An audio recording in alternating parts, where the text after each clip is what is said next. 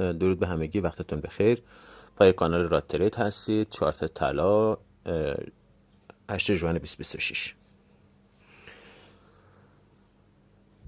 حدوداً 1 ساعت و نیم از شروع مارکت گذشته، از سشن نیویورک منظورمه. ما بعد از این کندل 15 دقیقه‌ای که اومد، کندل قبلی خودش رو کفش رو زد و اومد بالای اوپنش بست. اگه اینجاها میبست بالای این کندل قبلی، اینجاها اگه بود خیلی عالی بود، ولی نبست. منتها من اینجوری استدلال کردم که بعد از این کندل نسبتا قوی 15 دقیقه، اگه بعدش یه کندل 5 دقیقه قوی ببینیم، میتونیم ریسک بکنیم یه بای اسکالپی بگیریم. خب اومدم توی تایم 5 دقیقه، دیدم که یه کندل 5 دقیقه قوی داشتم که بعدش یه دوجی دارم. اینجا که الان هستم، اگه یه دونه 1 دقیقه قوی ببینم، میتونم ریسک این اسکالپ رو قبول کنم. خب چی داشتیم اینجا؟ اینکه همون نایه مقاومتی که گفتیم توی 1 دقیقه یه اوردر بلاک 1 دقیقه داشتیم که بعدش هم یه کندل 1 دقیقه قوی داشتیم. خب قدم اول تایید برای بای اینجا داریم.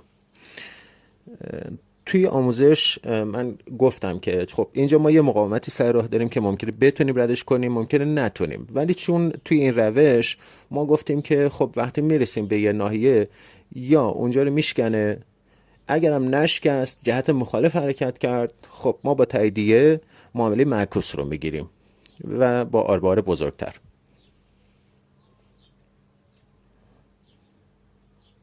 این حوالی من وارد بای شدم.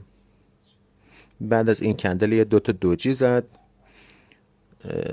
بعدش هم یه کندل قوی قرمز که در واقع یه الغای نقدینگی بود، چون بعدش پوشا شد.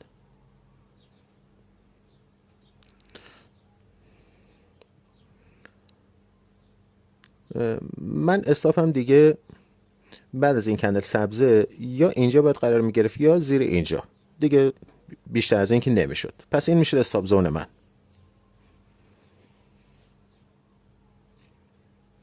خب قیمت اومد استاپ منو زد.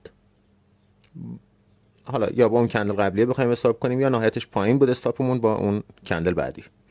بعد از اینکه قیمت برگشت بالا، به زون رسید، تایید ریزش نگرفتم، تایید بای هم نداشتم،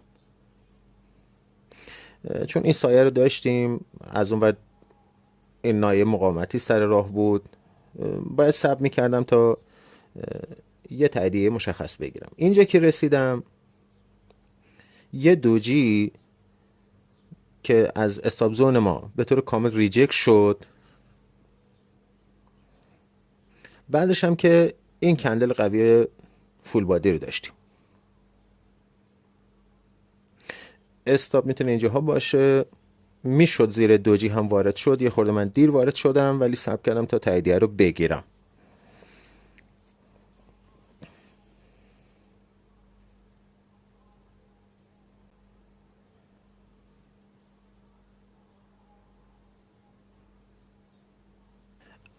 توی اون بایی که دنبالش بودیم، دنبال یه تارگت آربار 2 بودیم. الان اینجا یه آربار 3 میخوایم بگیریم، ببینیم چی میشه.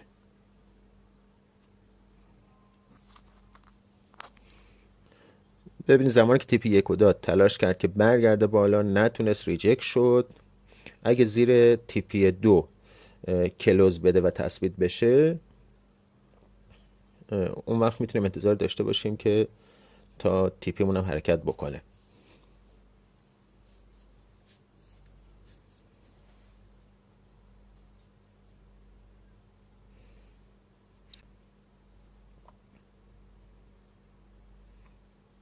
فقط یه نکته‌ای که توی آموزش یادم نیست گفتم یا نه، این بود که وقتی که شما توی یه پوزیشن وارد میشید، مثلا من الان پوزیشن سل هستم و توی این روند ریزشی که من دارم، حالا تا هر جایی که میخواد بره، من باید حواسم به سقف هایی که سر راه هم درست میشه باشه. 2 تا سقف درست شده. اگه این کلوزش زیر تارگت 2 خوب باشه، من استاپ رو جابجا میکنم.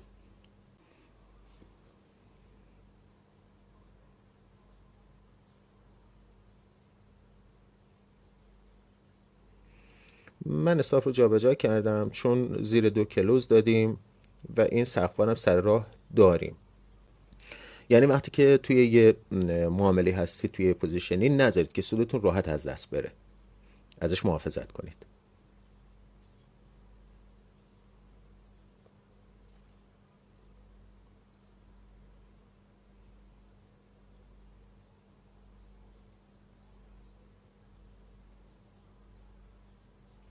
قیمت با فشار دیگه خیلی زیاد رفته بود بالا.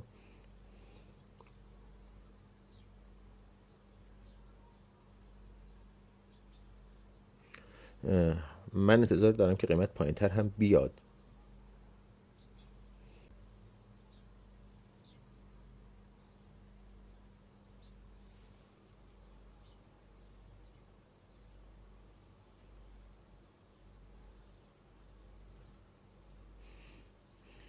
اینجا این ضعف سلرها خیلی جذاب نیست. یه نایه تقاضا اینجا داریم، تایم 1 دقیقه است، خیلی معتبر نیست، ولی میتونه ما رو از معامله بندازه بیرون.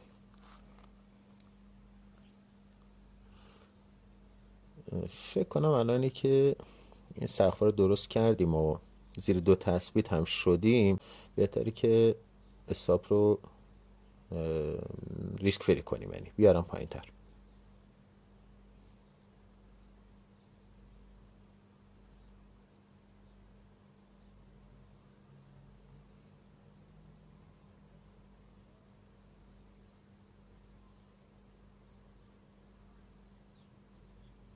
خب الان بازار وال استریت هم باز شد، 3 رو داده.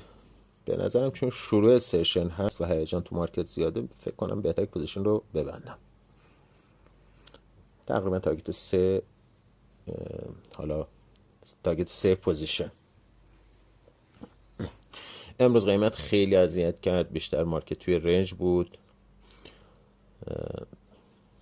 کل روز و حتی بخشی از دیروز بیشتر توی رنج بودیم، چون ما اومدیم زیر میانگین 200 روزه.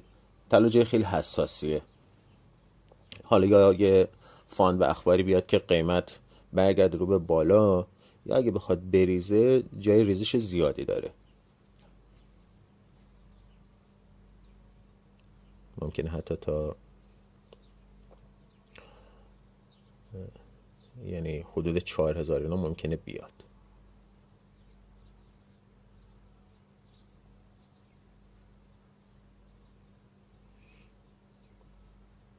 حوالی 3900 تا 4000 قیمت جا داره که ریزش بکنه.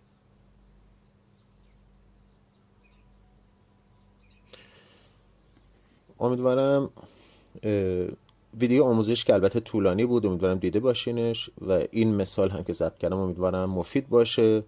یادتون نره اگه کانال رو دوست داشتید و مطالب مفید بود، لایک کنید و به دوستاتون هم معرفی بکنید. وقتتون بخیر.